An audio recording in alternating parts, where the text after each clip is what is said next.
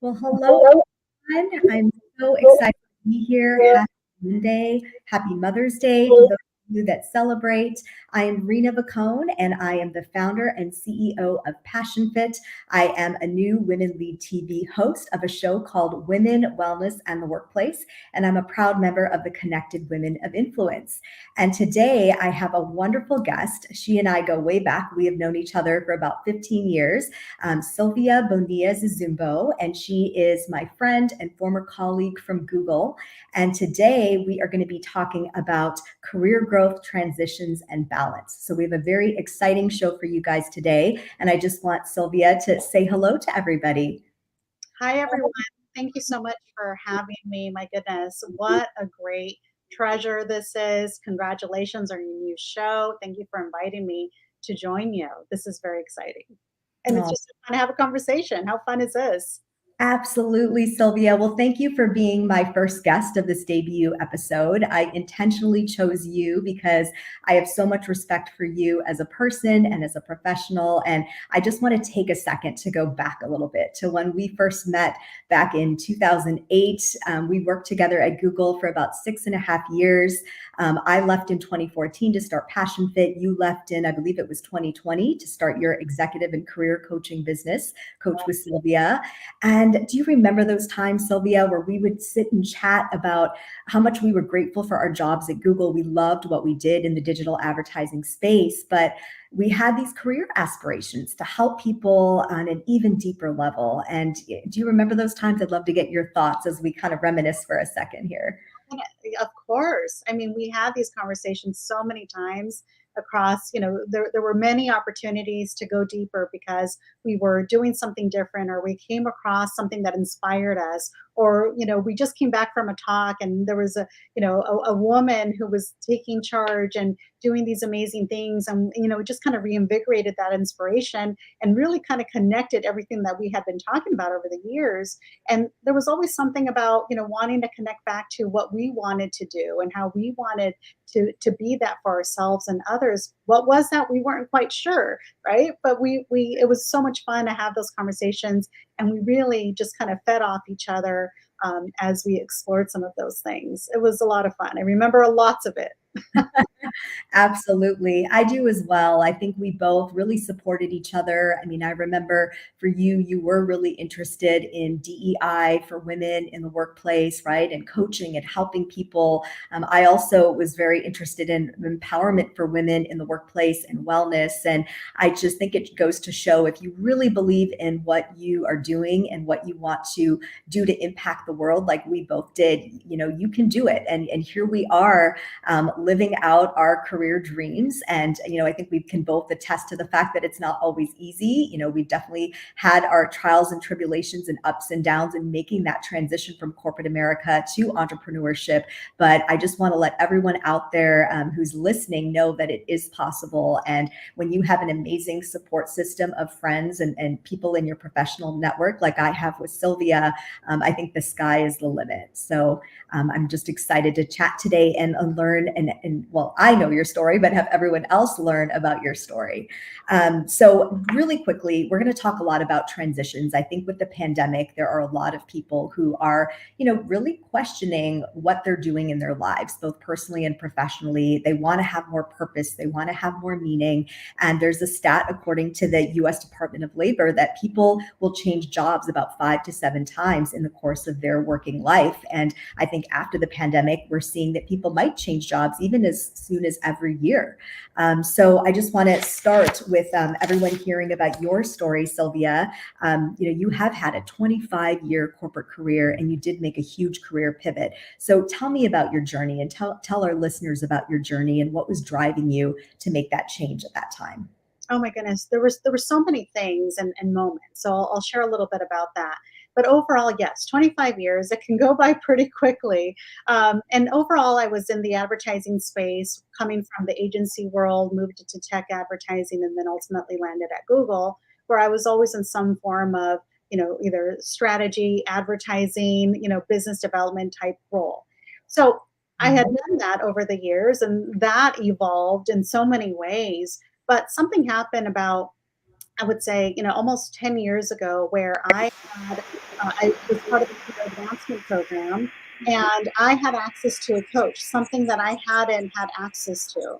And this is someone that really helped me professionally and personally. She really helped unlock a lot of things for me. I remember thinking, how is it that we don't all do this, get this kind of help and in a way that really can help us kind of get out of our heads. So I had that experience. And then over time, I had also volunteered. As you know, at Google, they really support us exploring different interests and volunteering in different ways. And me, it was always about connecting with people and really helping other people. And I kind of feel like Lucy, where, over the years, people would come to me and, share some, deep things or, needed help in meaningful ways. And I just loved helping people. So, I volunteered as an internal career coach and mentor and also facilitated for the team development team. So that's where really I came alive.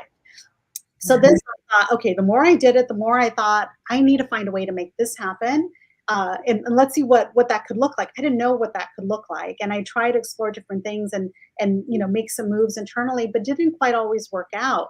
But that was okay. I wasn't willing to give it up because it's something I still enjoy doing. So over time, I would coach externally outside of work, and really try to help people and just kind of keep that going, keep that itch, scratching that itch both internally and externally. And over time, I just really needed to find a way to make that happen. Now, this is something that I didn't do overnight. I will say I was also working through some personal challenges, going through a divorce, experiencing loss, had some health challenges, and found myself really being a full-time single parent. And that wasn't easy. So it was everything that I was doing in my personal life, and then also trying to figure it out for myself professionally through the ups and downs, both personally and professionally. But that thing was a constant for me. Me helping other people in this way was something that I couldn't unsee the deeper I got into it. And so it was always there for me. It was that kind of common thread. And finally, I chipped away at it. I would take courses. I got certified, and I just kept practicing, practicing, practicing. And I knew that it would never be a perfect time. And I knew, we always talk about let's wait for everything to fall into place, and let's make sure we have a little bit more here, a little bit less of that, whatever it is, but life continues. And so here 2020 came. We're in the middle of a pandemic, and I thought, oh my goodness, I've been one to kind of play it safe, stay in my comfort zone. I love to talk about that in a little bit as well.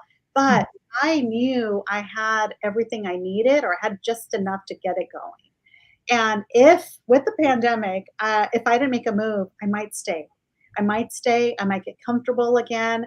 I might not do the things that I really long to do. And I really owed it to myself to take that chance and try. And I always thought, well, I have myself. I have myself to fall back on. I have this experience, but I needed to know if it would work out. And, just not trying wasn't an option for me. Yeah, I love that. You have such a fascinating story. And as you know, Sylvia, I have so much respect for your courage and your strength. As you mentioned, you've been through a lot, both personally and professionally. And, I think that it does take strength and courage to kind of pull through that and still see the bigger picture of what you envision for your life. And I do think that we're very lucky to work for a company like Google that did support us in many of our outside interests, outside of our day jobs. We worked in sales and business development. We were in client facing roles. We were revenue generating in our organization, and it was a lot of pressure, but yet we still could do these quote unquote 20% projects and pursue things that we were interested in. And I think we both were taking advantage of those opportunities that Google gave us. And we were able to have really open conversations with our managers about the transitions we eventually wanted to make. So I think that is important. If anyone out there listening is looking to make a career shift, don't be afraid to see if there are opportunities for you to, as Sylvia said, practice within your organization and take on some additional projects that you're passionate about and interested in. And also don't be afraid to kind of do these things on the side, as long as there isn't a conflict of interest with your current role, right? And your manager is okay with it. I did the same thing. It took years before either of us launched our careers. And so it's okay to kind of test it out. And if you have that conviction like Sylvia had, and I know I had, to keep going and and do more with it, you're going to know and the right time will come. So I loved you sharing that about your story. And I hope that it inspires our listeners as well.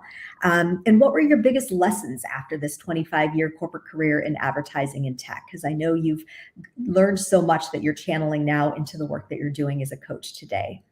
Absolutely. My goodness, so many lessons, but I'll focus on a few. One of the biggest things was really about playing it safe, staying in my comfort zone. There were so many times where I felt I didn't have enough or I wasn't enough to go after these new opportunities or take these risks. And so then I thought, well, as a way to survive and not be exposed or not fail, I would hold myself back a bit. And that was really difficult because I could feel it, I could see it. That was some of the feedback that I received. And I still felt, fearful of trying and failing. And so all over the years, really thinking about that, you really have to advocate for yourself and you have to go after what you need and want and deserve. And it takes being uncomfortable. It takes getting the help of other people to get you there. So I would say, anytime you're feeling you're a little too comfortable, that is not a good thing. And if anything, now, being an entrepreneur, my goodness, I am stretched in every which way possible. I feel like I made up for everything, all this lost time or, the experience and the things I didn't try before. I'm really having to do them now. And so that is something I really help my clients with is, okay, how comfortable are you feeling here? What can you do to step out of that? Or what can you try, to your point, to explore something else or to have, how can you better prepare to have some of those conversations? So a big lesson is don't play it safe, take some risks, take some baby steps, but keep moving. The other is really getting the help that you need because, as you mentioned, yes, we worked in a fantastic organization that really supported and really helped us nurture these interests, really helped us play to our strengths and give us those opportunities. But it takes people. It takes community. It takes the people that we work with. I worked with incredible people that were so supportive. I had great managers that said, yes, go for it. That really helped me try to figure out, how do we juggle this and how do we, help you step into some of these things that really excite you, but also how do we help you keep moving in your core role? You don't do this alone. So, as you mentioned, family and your support system, both in and out of work is everything. So asking for help. And then the other is really being comfortable with what you ask for, right? How do you, it's not just asking for help and saying, hey, I'm really interested in this space, but, taking it a step further and being willing to get uncomfortable during that process to try different things and just be open to the possibilities, right? Don't be afraid of what you don't know. We don't know a whole lot, and that's the way we live our lives. But be open to what could possibly happen and be okay with shifting directions and knowing it may not work out, and that's okay, but that's information too. I love that. It's a huge lesson, right? I think if you do really want to try something new, if you want to become an entrepreneur, you do have to be a little bit afraid to fail, right? I think we've all failed along the way, but that just makes us stronger, and it actually makes you less afraid to take those risks, like you're talking about, Sylvia, right? Like you're more likely to take obviously calculated risks. You still want to have a plan B. You still want to kind of do your research and feel comfortable with it, but you will get more comfortable with taking risks the more you take them, and to your point, the more you get out of your comfort zone. Right? Yeah. It's a mental muscle. It's practicing that, and then that's information you learn. Oh, that wasn't so bad. Let me stretch that a little bit more. Let me try this in this way, and you start building that confidence along the way. But not doing anything is not an option, right? We can get stuck and say, well, I need to make sure and research, our way into this. But it's through the active engagement where you get that clarity and you say, okay, I get this. This feels right for me. I know I can move in this direction. But, sitting back and looking at information and really kind of staying stuck in your head is really not helpful. So Right. we have to be willing to be uncomfortable in order to grow. Absolutely. And I think to your point about the support system, that means everything as well, both in your personal life and your professional life with your family, your friends, your colleagues. I also remember when I wanted to leave Google, I got a lot of support. I remember my management team said, of course, this is what you would do. We know you, we know what you're passionate about. They took the time to invest in us to know, right? And then, it was, if this doesn't work out, you can always come back. And just having that to fall, not to fall back on, but just to know that that was an option also, I know gave me the courage as well. So I love these lessons that you've learned. And I think it is important to know that it's okay to take risks, it's okay to fail. And to your point, having that support system is everything.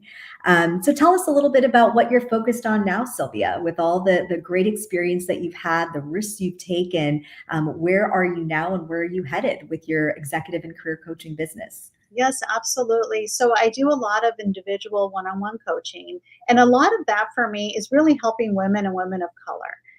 This is, it's cathartic in many ways, right? And I think access and really sending the message that we all deserve help, and we don't need to wait until we're in a leadership role to get the help that we need to really invest in ourselves and really figure out our way, because we are doing so many things. We are constantly bombarded by so many messages, and we're being pulled in different directions, especially in light of the pandemic and the changes in the workplace. So what can we do to really get the help earlier in our careers, and then through mid-career stages, and then late career, what does that look like, and how are we constantly evolving? So my heart is really around that one-on-one coaching and really helping women and women of color in different ways. And then also, leadership, authentic leadership is really, really important, more than ever. We have a crisis of trust, of communication, of engagement in the workplace. And so there's a lot that our leaders are really struggling with and trying to navigate, right? We're hearing a lot of differences in how companies are being managed, how teams are being managed, what they're focusing on, and everyone's trying to find their way. And everyone, we're all people, right? It doesn't matter what level you're at, everyone needs help. So really working with individuals, whether it's private or executive coaching, is really kind of the bulk of what I do.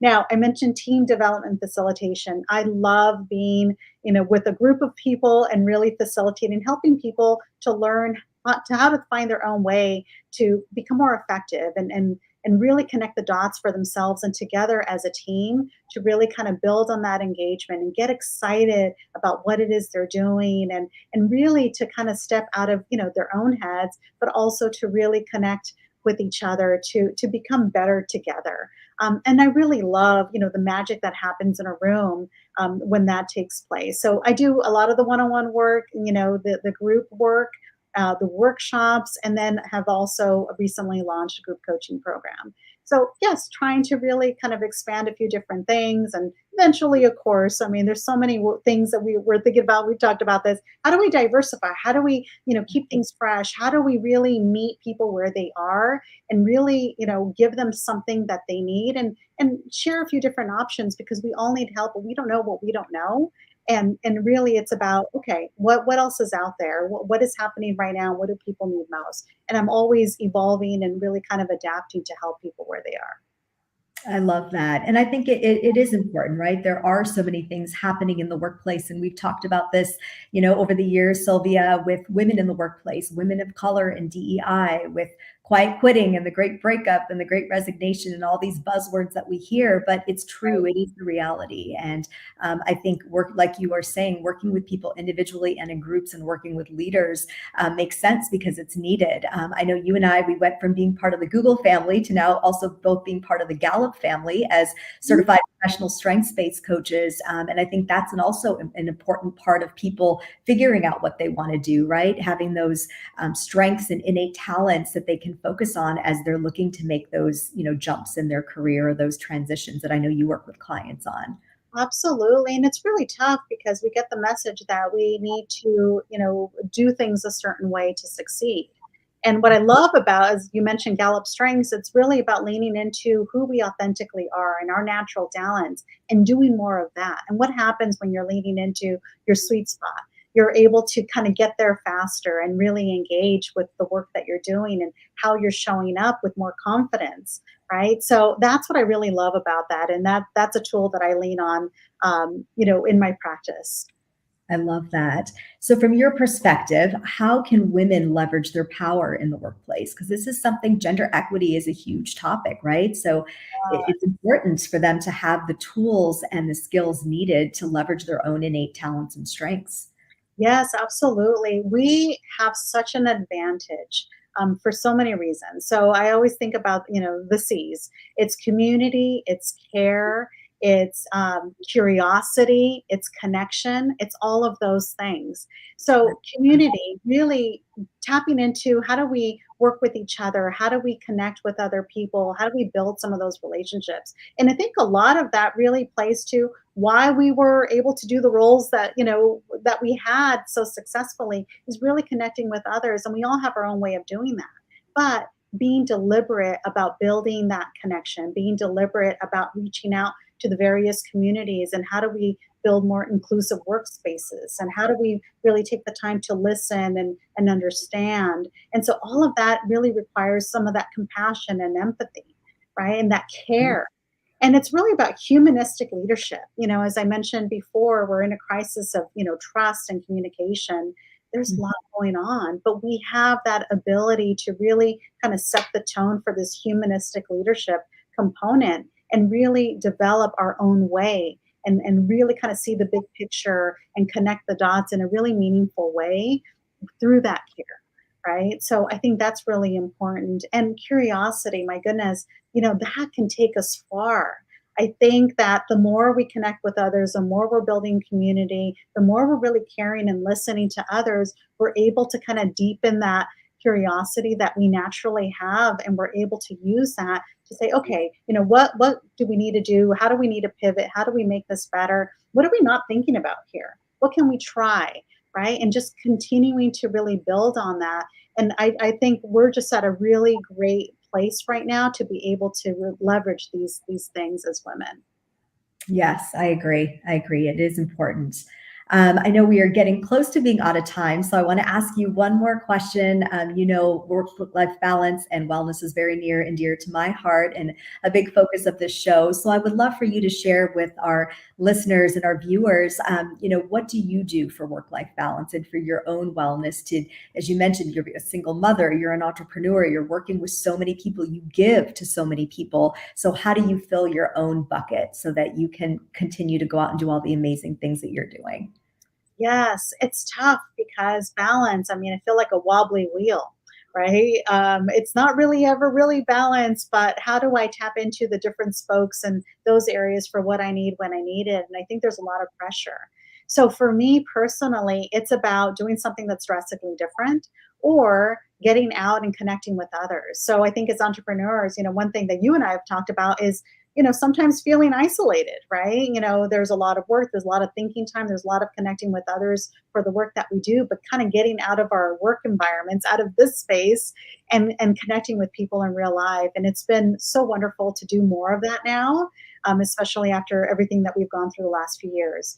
And it's a diversity of what I enjoy. How can I really do something creatively? I think that's really important. That's something I probably don't do enough, but I know when I'm in the flow of a creative project and I lose all sense of time, I know I'm doing the right thing, and that's what my soul really needs. And then just nature. My goodness, if I am having a moment, a day, I'm stuck or I'm just exhausted, just getting outside is really important for me.